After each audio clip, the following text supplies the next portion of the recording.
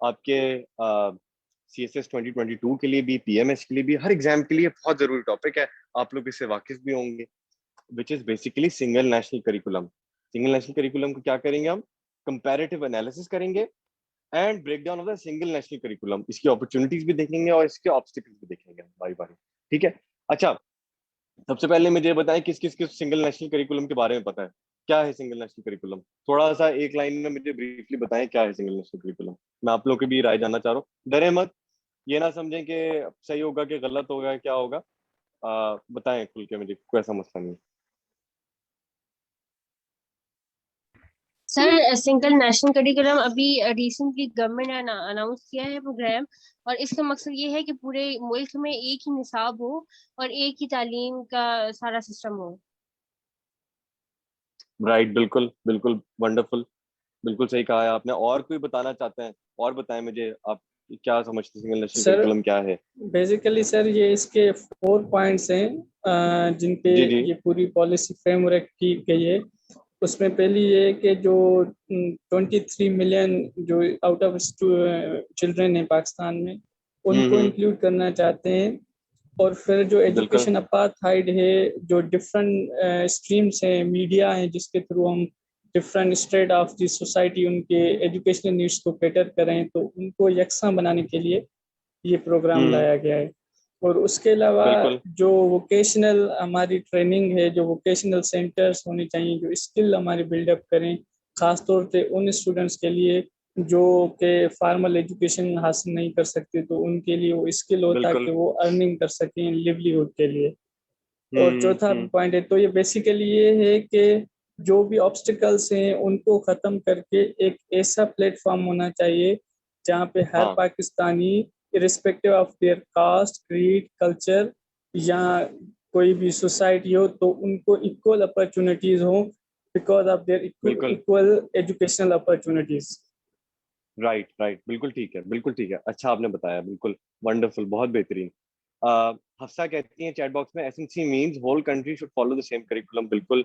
जवाहिरा कहती है Imran Khan inaugurated recently for bringing the same level of education institution to institution, बिल्कुल।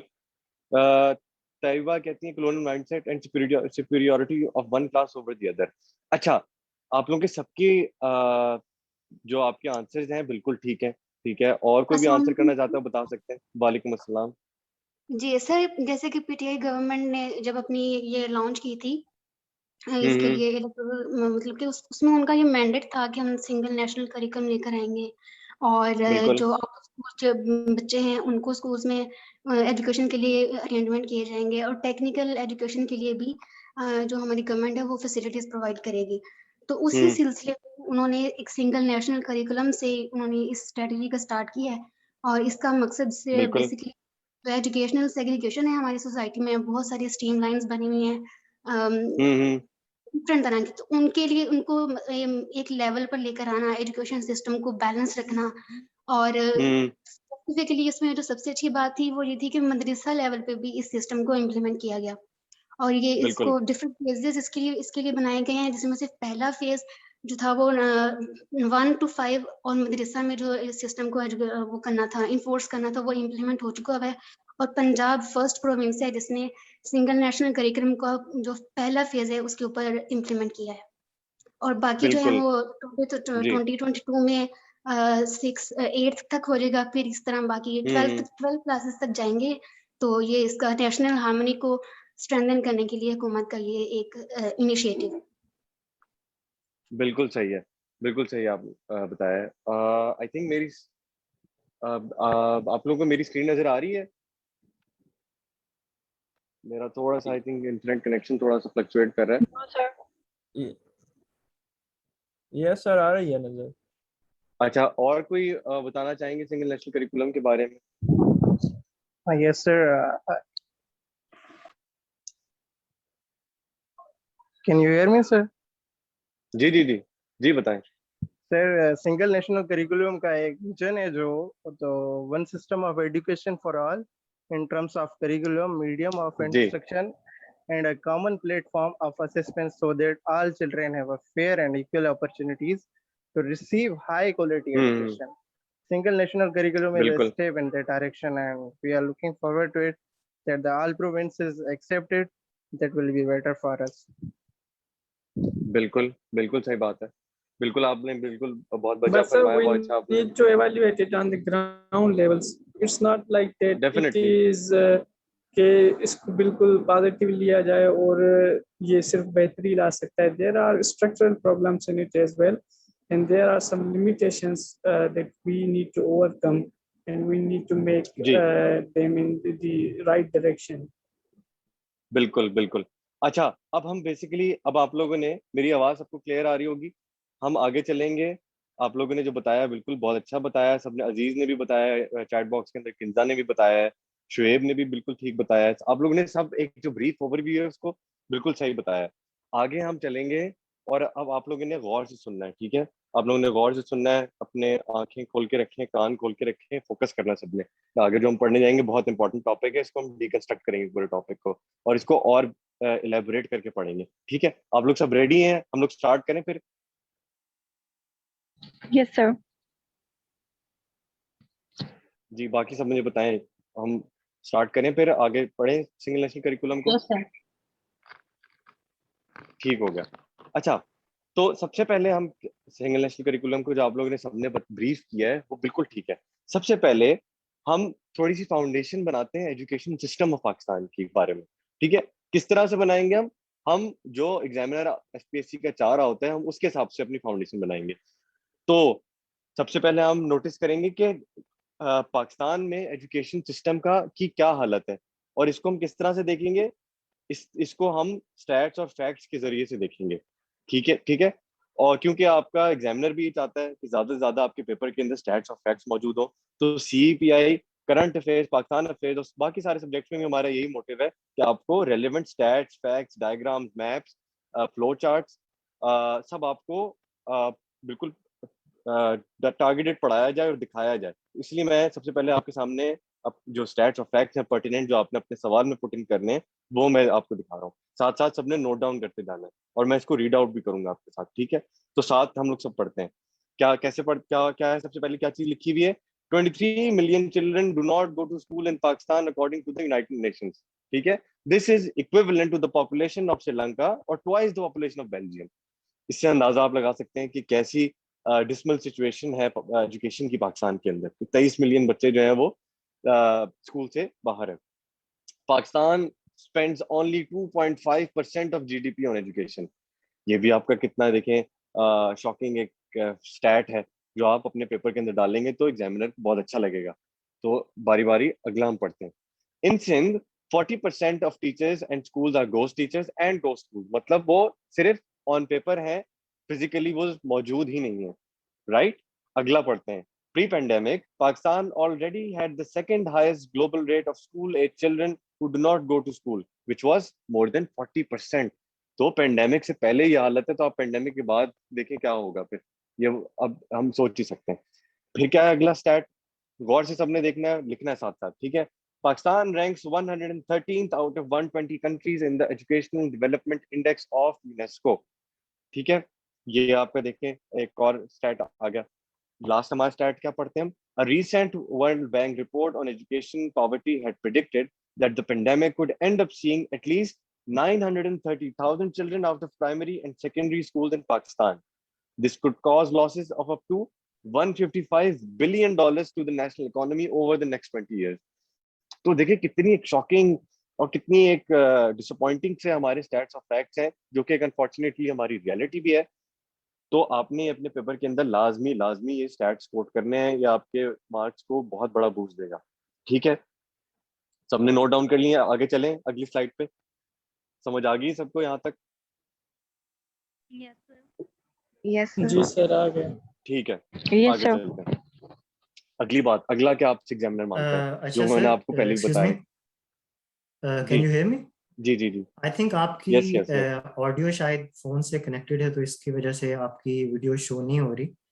तो आप अपनी ऑडियो जो है ना अच्छा, लैपटॉप से अगर कनेक्ट कर लेंगे तो वो मेरे ख्याल में लाइव स्ट्रीम है, फिर आपकी वीडियो मैं शो ये कर होगी। लेता हूँ। Okay, thank you. राइट, मैं ये कर लेता हूँ, thank you. Now now it's it's okay. Okay? Yes, sir. Now it is fine. ठीक है आवाज ठीक सर आपकी अब 2 दफा आ रही है। है। अभी भी 2 दफा आ रही है, ठीक है अब ठीक हो गया सर। ठीक है ठीक है सर। ठीक है। मुझे एक दफा एडमिन भी ओके कर दें कि everything is alright, we can continue.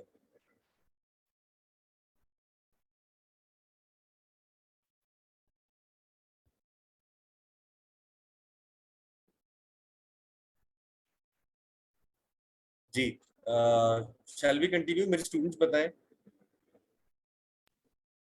Ji I think all Yes, good, sir. आप कंटिन्यू कर सकते हैं। Thank you. Right right. Sir एक Let's दफा move on. प्रीवियस स्लाइड दिखा जी। दें, सर एक दफा प्रीवियस स्लाइड दिखा दें। प्रीवियस में दिखा दो।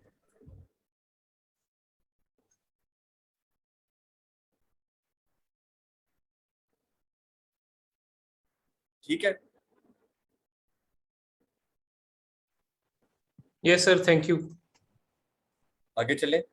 ठीक है। Yes, अच्छा sir. आगे जो मैं बता रहा था आपको कि एफपीएससी आपसे रेलेवेंट कोटेशन भी मांगता है, आपसे flow charts, maps, timelines, stats and facts मांगता है। अगली हमारी स्लाइड क्या है? अब हम कोटेशंस को देखेंगे कि कौन सी कोटेशन आपने पुट करनी है।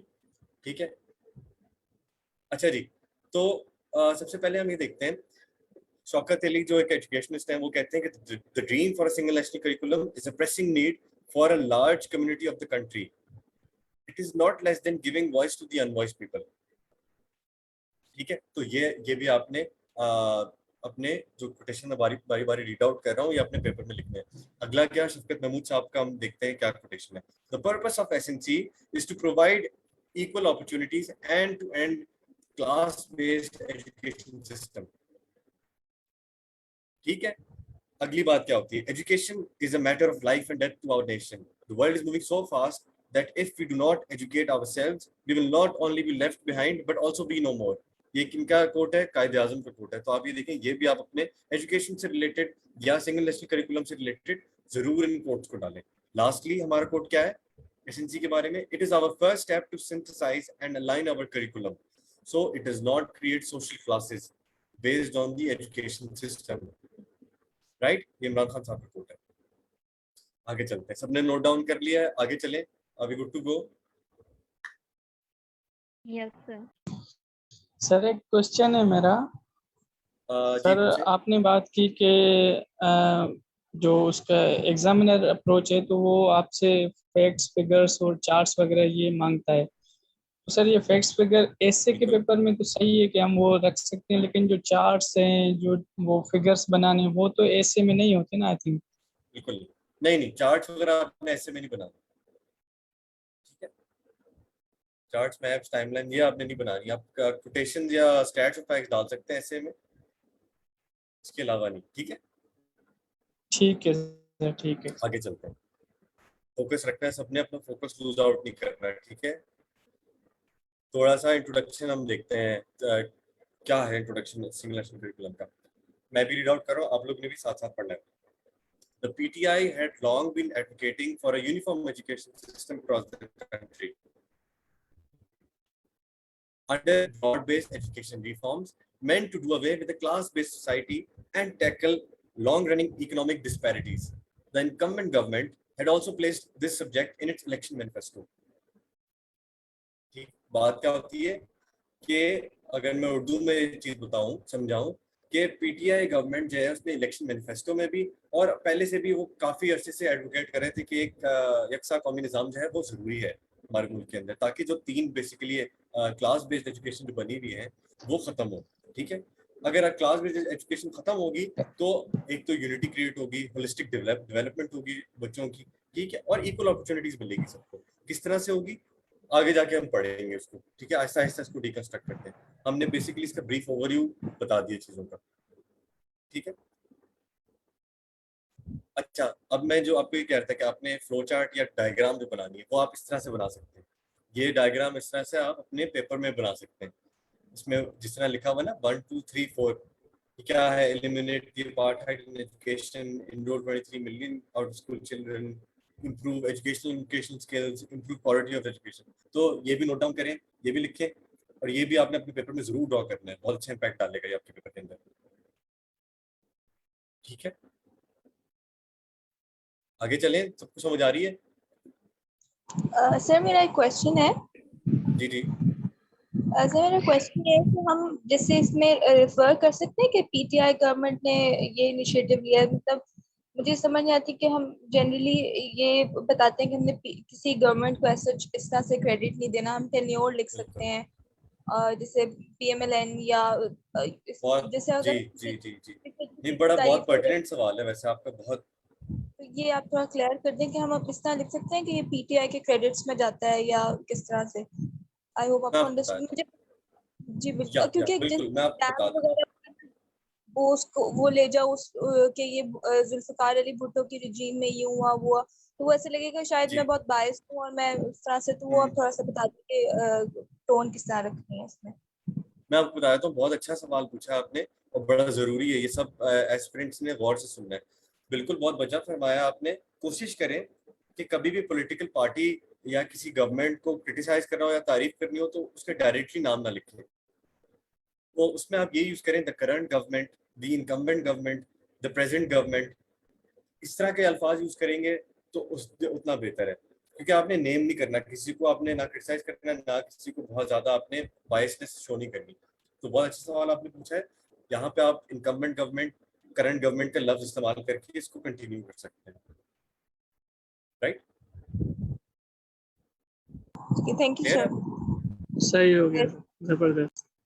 अच्छा सर, इसके लिए हम एक अलग हेडिंग दे सकते हैं? वाली स्लाइड शो करें काइंडली। पिछली वाली स्लाइड देखनी है आपने?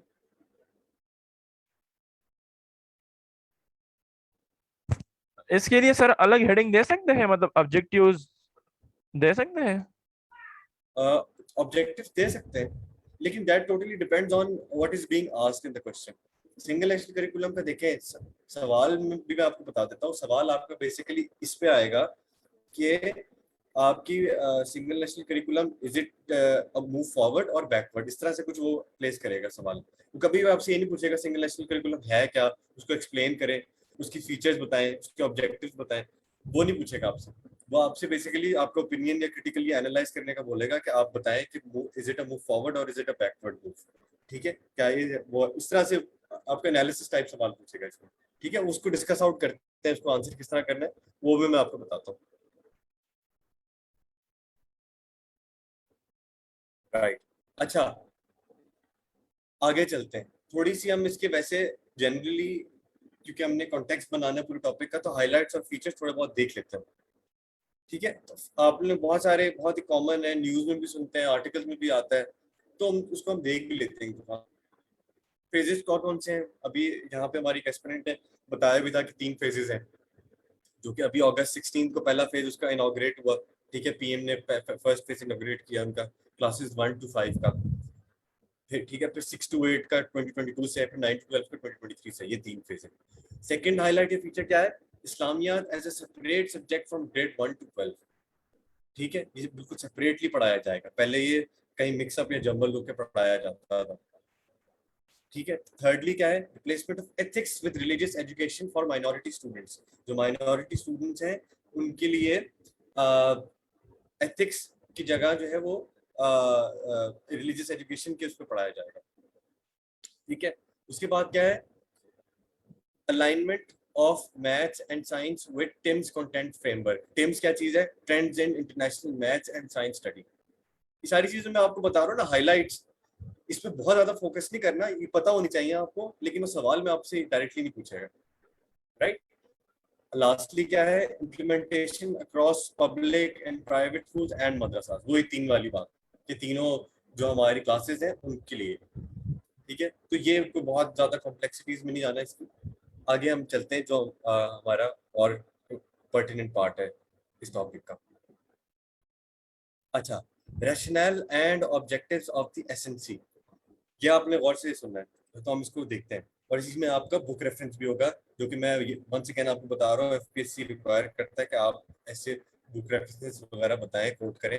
ठीक है, तो आपने इसको भी सुनना है गौर से। ठीक है, इसको पढ़ते हैं। एलिमिनेशन ऑफ एजुकेशन डिस्पैरिटी, ये पहला रैशनल है। ठीक है, किस तरह से? One system of education for all in terms of curriculum, medium of instruction and a common platform of assessment. ठीक है, और इसी के साथ साथ आप इसी को जब लिख रहे हो तो आप बाय नेशंस फेल किताब है उसको आप कोट कर सकते हैं। बहुत इंपॉर्टेंट किताब है, बहुत ही वाइडली रेड किताब है, तो बहुत अच्छा इंप्रेशन डालेगा एग्जाम के ऊपर। तो आप उसमें से ये आप रेफरेंस डाल सकते हैं कि meritocracy and equality in opportunities play की रोल इन इंस्टीट्यूशनल सक्सेस। ठीक है, तो बाय नेशंस फेल का ये आप एक क्रक्स या ये जो पॉइंट है ये डाल सकते हैं। ठीक है, सेकेंडली हम देखते हैं social harmony and national unity. Social cohesion, cohesiveness and national unity जो है वो सिंगल नेशनल करिकुलम से सिंगल नेशनल करिकुलम के थ्रू विजन करते हैं। ठीक है, जो इनकम्बेंट गवर्नमेंट हम कहते हैं सोशल हार्मनी से ऑगमेंट होगी और नेशनल यूनिटी से एनहांस होगी। ठीक है, एंड दैट इज ऑब्वियस, आप लोग खुद भी समझ आ रही होगी किस तरह सोशल हार्मनी और नेशनल यूनिटी एनहांस होगी। जब आपका एक यकसा कौमी निसाब होगा तो उसके हिसाब से आपकी सोशल हार्मनी और नेशनल यूनिटी बढ़ेगी। राइट, फिर क्या है, elimination of disparities in various disciplines. जो वेरियस डिसिप्लिन्स के अंदर डिस्पैरिटीज हैं, ठीक है, ऊपर नीचे हो जाती हैं डिसिप्लिन्स जो है, फर्क आ जाता है चीजों के अंदर, कंटेंट के अंदर, सिलेबस के अंदर, वो इससे खत्म होगा। This is another rational and objective of the SNC. Third क्या है, equal opportunities for top social mobility. सब बराबरी के उस पे होंगे, सतह पे सब एक साथ एक्सेल करेंगे और सोशल मोबिलिटी जो है वो एक साथ लिफ्ट अप होगी। ठीक है, एक साथ उठेंगे सारे। एक और रैशनल है ये, होलिस्टिक डेवलपमेंट ऑफ चिल्ड्रन। जिस तरह मैंने आपको पहले बताया कि एक होलिस्टिक डेवलपमेंट होगी आपकी। ये नहीं है कि अगर एलीट क्लास का बच्चा है तो सिर्फ वही आगे बढ़ा है, उसी को अपॉर्चुनिटीज मिल रही है, ऐसे नहीं है। सबको जो हमारी क्लासेस हैं, elite class, upper middle class, middle class, lower class, सबको जो है एक साथ उनको एनहांस करना उनकी डेवलपमेंट को, वो एक और रैशनल है इस पूरे एसएनसी का। ठीक है, फिर क्या है, inter provincial mobility of teachers and students. Mobility क्या मतलब, आगे पीछे करना टीचर्स और स्टूडेंट्स को। ठीक है, मूव इन मूव आउट करना टीचर्स को उनके हिसाब से। ठीक है, तो ये हो जाएगा अगर सारे प्रोविंसेस में एसएनसी इंप्लीमेंट होता है।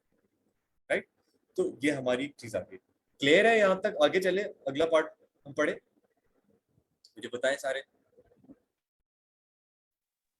यस सर, क्लियर है सर। इसमें एक पॉइंट जो आपने कहा कि ये इसका रैशनल ऑब्जेक्टिव है, वो इसमें ये भी है कि सोशल हार्मनी और नेशनल यूनिटी को ये ज़्यादा बढ़ाएगा। लेकिन सर जो हमारे पास्ट हिस्ट्री में वो वहाँ से जो हमें एविडेंस मिलता है तो इस तरह नहीं हुआ था। जिस तरह से जो हमारा बांग्लादेश का जो मेजर कंसर्न था तो वो इसी यूनिफॉर्मिटी पे था कि उर्दू लैंग्वेज को उनके ऊपर इम्पोज किया गया था और उसकी वजह से डिसकंटेंट थी उनके दरमियान और उसकी वजह से वो अलग हो गया। तो सेम इशू हम फेस कर रहे हैं कि जो सिंध प्रोविंस है उसके जो तकरीबन टेक्स्ट बुक्स हैं जो ऑफिशियली गवर्नमेंट के हैं तो वो इंग्लिश को छोड़ के बाकी मैथ है, फिजिक्स है, केमिस्ट्री है, ये सारे सिंधी लैंग्वेज में पढ़ाए जाते हैं। तो ये एक मतलब डिसकंटेंट होगा गवर्नमेंट के हिसाब से भी और पब्लिक के हिसाब से भी कि इम्पोज किया जा रहा है हमारे ऊपर। और उसके अलावा ये भी है कि ज़्यादातर ये कह रहे हैं कि ये प्रोविंशियल मैटर है आफ्टर द 18th अमेंडमेंट। उसकी वजह से भी instead of harmony there will be disharmony, people will be discontent at this point. Definitely. अच्छा, very very well pointed out, बहुत अच्छा आपने पॉइंट आउट किया। जब हम इसके अभी डिसएडवांटेजेस या ऑब्स्टिकल्स पढ़ेंगे ना, उसमें हम सारा ये इलैबोरेट करके पढ़ेंगे कि क्या बिल्कुल बजा फरमाया आपने। यही सारी वजूहत है जो हम आगे इसको डिस्कस आउट करेंगे। ये तो गवर्नमेंट का एक रैशनल और ऑब्जेक्टिव्स है ना कि विजन क्या किया हुआ है, मैं आपको आपके सामने वो रख रहा हूँ। तो हम इसको फिर इसकी जो ऑब्स्टिकल्स है उसको डिस्कस करेंगे। एट द एंड हम इसका वे फॉरवर्ड और क्रिटिकल एनालिसिस बताएंगे कि हमने किस तरह इसको पुट इन करना है।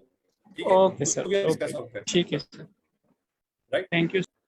आगे चलते हैं, कोई मसला नहीं।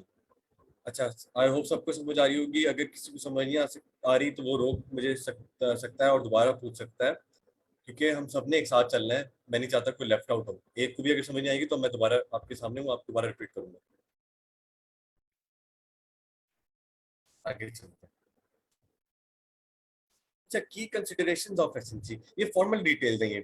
ये आपकी फॉर्मली आप वेबसाइट पे भी जाएंगे तो आपको ये सारी आपको चीजें मिल जाएंगी। टीचिंग ऑफ कुरान सुनना इसका एक ऑब्जेक्टिव है, गवर्नमेंट के उससे व्यू पॉइंट से बता रहा हूँ मैं। Vision of Quaid and Iqbal, constitutional framework, national policies, aspiration, national standards वगैरह वगैरह सारी इसमें चीजें हैं। आप एक दफा पढ़ भी सकते हैं, ये नहीं भी है तो आप वेबसाइट या गूगल करें एसएनसी को, तो आपको इनिशियली ये चीजें सारी आपको नजर आ जाएंगी क्या मोटिव है। फिर इसमें बड़ा अच्छा, इसमें एक बड़ा इंपॉर्टेंट पॉइंट है, development of 21st century skills including analytical, critical and creative। मैं बीच में से मैंने पॉइंट पकड़ा, तो इसको आप बेशक अपने जब आप प्रोज या आप फॉर पे अगर लिखे हो सिंगल नेशनल करिकुलम में, ये बहुत इंपॉर्टेंट पॉइंट है। और इसमें एक और किताब आप कोट कर सकते हैं which is 21 lessons for the 21st century। इसकी है ये युवाल नोआ हरारी की किताब है ये। उसमें आप ये कोट कर सकते हैं कि राइटर ये कहता है उसके अंदर कि क्रिटिकल थिंकिंग और अडेप्टिव स्किल्स जो हैं वो बहुत ज़रूरी हैं for success in the future, क्योंकि पूरा फ्यूचर इस चीज़ पे बेस करेगा आपका। ठीक है, तो ये भी ज़रूर आप किताब को नोट डाउन करें और ये भी आप ऐड ऑन कर सकते हैं अपने पेपर के अंदर। सर बुक का नाम रिपीट कर दें। मैं आपको लिख भी देता हूँ, मैं बल्कि एडमिन से रिक्वेस्ट करूंगा अगर आप चैट बॉक्स में लिख दें 21 lessons for the 21st century. जी सर, बुक का नाम जो है ना सर वो चैट बॉक्स पे लिख दें। मैं लिख दूँ, मैं एडमिन से रिक्वेस्ट भी करता हूँ कि अगर वो लिख देंगे तो मैं खुद ही लिख देता हूँ। ठीक है, बल्कि अजीज ने भी लिख दिया। राइट, तो आप चैट बॉक्स में देख सकते हैं और ये की कंसिडरेशन है, इनको फॉर्मेट देख लें बस एक दफा। मैं ये नहीं कहूँगा आपको याद होने चाहिए, सारे ओवरव्यू ले लें इसका। ठीक है, पढ़ लें एक दफा सब, एक दफा पढ़ लिया सबने, एक दफा देख लिया, आगे चलें। जी सर। ठीक हो गया, आगे चलते हैं, अपनी आगे की बात करते हैं। अच्छा, अब हम बड़ा ही इंपॉर्टेंट पार्ट के बड़े इंपॉर्टेंट मोड पे आ गए लेक्चर के। ठीक है, इस पे आप फोकस करना है। केस स्टडीज बहुत ही आपकी रेयर है, ये बहुत कम लोगों को पता होता है कि हाँ जी शायद नेशनल करिकुलम्स कहाँ इंप्लीमेंट होते हैं या नहीं पता होता, लेकिन ये बड़े ही कुछ फैक्टर्स हैं जो कि आपको दिखाएंगे, मैं आपको पढ़ाऊंगा कि केस स्टडीज किस तरह से दुनिया में ओवरऑल इंप्लीमेंट होते हैं, जो नेशनल करिकुलम्स हैं किस तरह से वाइडली इंप्लीमेंटेड है, क्योंकि हमें नहीं पता होता शायद इतना जनरली कि कहाँ कहाँ इंप्लीमेंटेड है ये इस तरह के करिकुलम। तो हम इसको देखते हैं। सबसे पहले हम देखेंगे, इसको जरूर नोट डाउन करना सबने, single Maltese curriculum and New Jersey minimum students learning, दो डिफरेंट चीजें हैं, they are worth mentioning in this regard. सबसे पहले the former was developed in 1999। The Maltese national curriculum has been termed successful in inculcating cultural values and economic development. Today, it is included in the very high HDI value countries. Human Development Index में जो है बहुत highly rated है, ठीक है, अपने curriculum की वजह से। फिर second उस पे क्या आता है, New Jersey Student Learning Standards match Pakistan's single national curriculum। किस तरह से? In the former, learning objectives for different subject areas have been designed. All schools, सारे schools जो न्यू जर्सी की स्टेट में है, they are expected to achieve those benchmarks. This shows that curriculum objectives are set and practiced in different areas of the world. ठीक है, दो case studies हमने यहाँ देखी।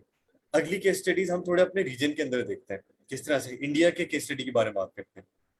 The National Curriculum Framework 2005, NCF कहते हैं इसको, is the fourth national curriculum framework published in 2005 by the National Council of Educational Research and Training, NCERT in India। ठीक है, तो NCF के नाम से इनका एक पूरा फ्रेमवर्क है करिकुलम का।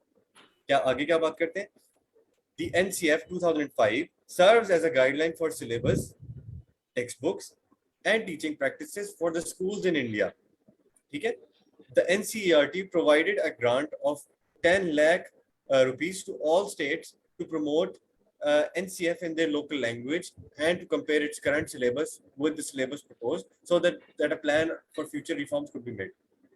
अच्छा, उसमें आपने एक बात नोटिस करनी है, बार बार हमारा जो सिंगल नेशनल करिकुलम है उसमें ये बात होती है कि फंड वगैरह ग्रांट नहीं किए हुए, आगे हम डिस्कस भी करेंगे उसको।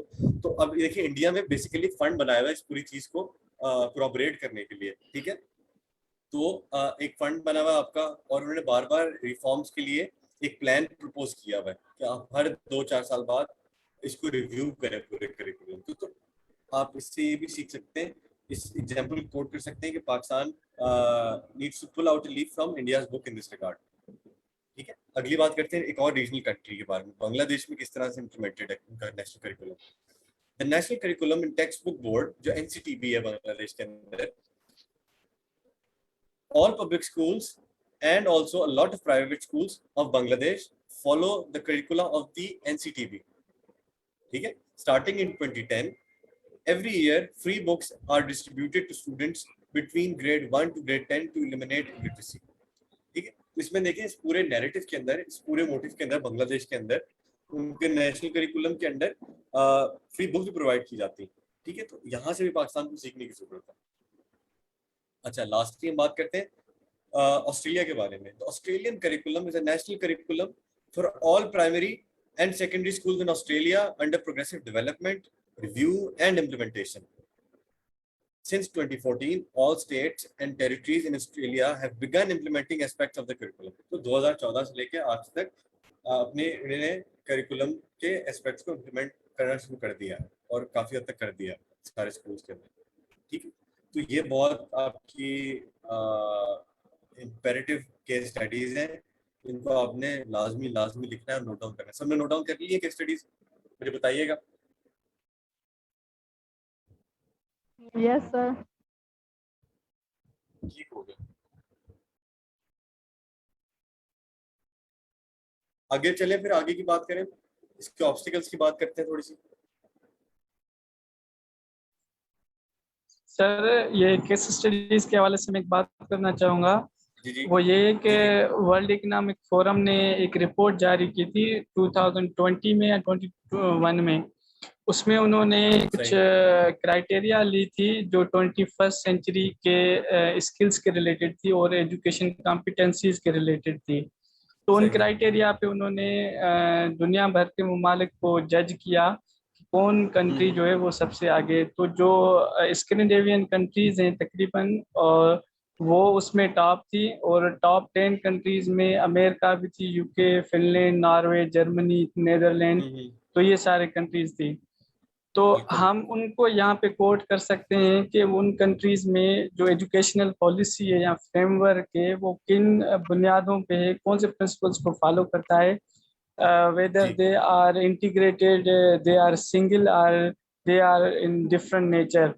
तो उसको हम कोट कर सकते हैं और कह सकते हैं कि किस तरह से उन कंट्रीज ने वो पॉलिसी इम्प्लीमेंट करते हुए अपनी एजुकेशनल कॉम्पिटेंसीज को बहुत ज़्यादा वो आगे लेके गए हैं। तो वो कोट कर सकते हैं। वो इसके जो है तकरीबन एग्री में भी जा रहे हैं और डिसएग्री भी इससे करें, क्योंकि जर्मनी है और एक दूसरा कंट्री था फिनलैंड आई थिंक, कि वहाँ पे कोई भी सिंगल नेशनल करिकुलम इस तरह कोई भी नहीं है। हर स्टेट के पास अथॉरिटी होती है कि वो अपने हिसाब से कोई भी एजुकेशन पॉलिसी लाए और उसको इम्प्लीमेंट करे। उसके बावजूद उन कंट्रीज का जो एजुकेशन लिटरेसी रेट है वो बहुत हाई है। बिल्कुल, अच्छा, बिल्कुल आपने मजा फरमाया और बड़ी अच्छी आपने बात की है, बड़ा अच्छा आपने लाइट ऑन फैक्टर्स। जहाँ स्कैंडिनेविया, तो देखिए स्कैंडिनेविया को आप हर चीज में कोट कर सकते हैं। उनका हाईएस्ट ह्यूमन डेवलपमेंट इंडेक्स है, उनके लोग खुश हैं, एजुकेशन अच्छी है, हेल्थ पॉलिसीज अच्छी हैं। Scandinavia is a role model for the world actually. बिल्कुल आपने वजह फरमाया। यूरोपियन कंट्रीज भी जो है इस तरह से हैं, ठीक है, बहुत सारी कंट्रीज इस तरह से हैं। तो बिल्कुल देखिए इसको डिस्कस आउट करना जरूरी है। और आपने बिल्कुल ही कहा कि रेलेवेंट जो पॉइंट्स हैं ये बिल्कुल आप अपने पेपर के अंदर पुट इन कर सकते हैं, और इसको आपने क्रिटिसाइज करना है या सजेशन देनी है, वे फॉरवर्ड देनी है, तो इसके अंदर आप ये भी पुट कर सकते हैं। ठीक है, तो बहुत बहुत अच्छा पॉइंट बताया आपने। अच्छा, आगे हम चलते हैं, केस स्टडी से आगे हम बात करते हैं।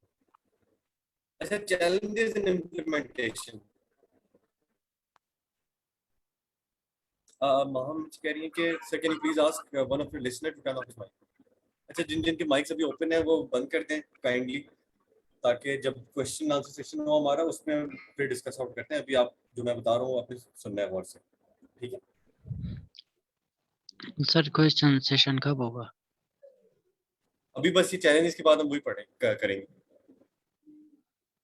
ठीक है, ठीक है, ठीक है। अच्छा, अब चैलेंजेस को हम देखते हैं।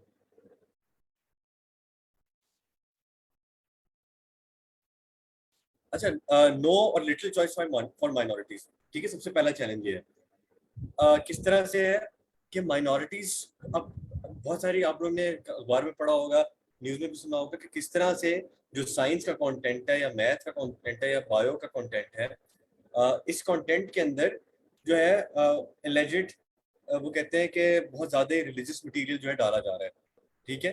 तो जो कि पब्लिशर्स की तरफ से भी कंप्लेन आई है इस तरह से, ठीक है, बहुत सारी कि ओवरली रिलीजियस मटेरियल जो है वो पुट इन किया जा रहा है अननेसेसरीली कुछ सब्जेक्ट्स के अंदर। इल्जाम है ये, अभी बहुत ज्यादा इसमें प्रूफ नहीं है, लेकिन ये एक बड़ा इम्पोर्टेंट एक चीज इसमें हम देखते हैं कि अगर आपकी ये अगर वाकई है चीज, तो आपकी माइनॉरिटीज जो है वो बहुत ज्यादा स्क्वीज इन पोटेंशियली हो सकती है, ठीक है। तो सबसे पहला हमारा पॉइंट ये है कि बहुत कम चॉइस आ जाएगी माइनॉरिटीज के पास। फिर क्या है, the dearth of train teachers. ये बहुत ही, डर्थ का मतलब क्या होता है कि कमी है ट्रेन टीचर्स की। ट्रेन टीचर्स आपको पहले ही पता है कि बहुत ही कम है, बहुत ही मखसूस है, ठीक है। तो और इसके अंदर एक बड़ा एक रेलेवेंट स्टैट ये है कि government teachers get 3 days of professional training in an year on average, ठीक है। गवर्नमेंट टीचर जो है वो 3 दिन की सिर्फ प्रोफेशनल ट्रेनिंग मिलती है उसको ऑन एवरेज की। तो आप ये देख सकते हैं कि ट्रेन टीचर्स की कितनी हमारे पास कमी है, जिसकी वजह से हम ये देखते हैं कि शायद इम्प्लीमेंटेशन जो हो सकती है एसएनसी की पोटेंशियली, वो अप टू द मार्क नहीं हो पाएगी ऑब्वियसली, ठीक है। आगे क्या है, गवर्नेंस चैलेंजेस। देखिए गवर्नेंस चैलेंजेस में ये आता है कि आपके देखें basic infrastructural issues, health issues, इतने सारे इश्यूज आपके ऑन ग्राउंड पहले ही मौजूद है कि आपका शायद एजुकेशन का जो पूरा मसला है या एसएनसी का जो मसला है वो शायद बैक बर्नर पे चला जाए किसी टाइम पे, ठीक है। क्योंकि गवर्नेंस के इतने हर एस्पेक्ट में इतने चैलेंजेस हैं कि शायद ये ड्वार्फ डाउन हो जाए बिल्कुल चैलेंज, ठीक है। तो ये एक बड़ा इंपॉर्टेंट पॉइंट है, गवर्नेंस के हिसाब से बड़ा मुश्किल है इसको कंटिन्यू करना, इसको प्रायोरिटाइज करना, ठीक है। फिर क्या है हमारा पॉलिटिकल चैलेंजेस। पॉलिटिकल चैलेंज आपको पता है, पॉलिटिकल मैनूवरिंग वाली बात है और पॉलिटिकल फायर फाइटिंग वाली बात है कि आपके पार्लियामेंट में कंसेंसस नहीं है, आपके पॉलिटिकल एरिना के अंदर कंसेंसस हम देखते नहीं है करंटली, ठीक है। जो इनकम्बेंट गवर्नमेंट है और अपोजिशन की जो है वो एक टसल है, एक स्ट्राइफ है, ठीक है, जिसकी वजह से ये बहुत बड़ा मसला पोटेंशियली है और आ रहा है, हम देख रहे हैं, ठीक है। तो पॉलिटिकल जो उस पे एरिना में चैलेंजेस हैं वो भी बहुत हमारे इम्पोर्टेंट है। बजटरी कंस्ट्रेंट्स किस तरह से हैं कि देखिए आपने सिंगल नेशनल करिकुलम बना लिया, आपने सब कुछ कर लिया, लेकिन आपने उसके लिए फंड नहीं डिसाइड किया कि क्या कितना बजट हम इसको डेडिकेट कर रहे हैं, या कितना बजट हम इसमें लगाएंगे, या कितने पैसे हम स्कूल में देंगे, ठीक है। तो ये बहुत मसला है कि बजटरी एक प्रॉपर आपका बजट ही नहीं बना हुआ कि एसएनसी का इतना बजट है, ठीक है। आपने सिंगल नेशनल करिकुलम बना दिया, ऑन पेपर सारा कुछ है, लेकिन उसकी इंप्लीमेंटेशन के लिए obviously you need funds and every province every school will need funds, ठीक है। तो उसके लिए अभी तक ये अनडिसाइडेड है, ठीक है। आगे हम पढ़ते हैं पॉसिबल सेंट्रल प्रोविंशियल डिसहार्मनी। इसमें क्या है कि अब जैसे हमारे एस्पिरेंट ने बताया कि सिंध में ये बड़ा मसला है, अभी तक सिर्फ 2 सूबों में एसएनसी इंप्लीमेंटेड है, केपीके एंड पंजाब।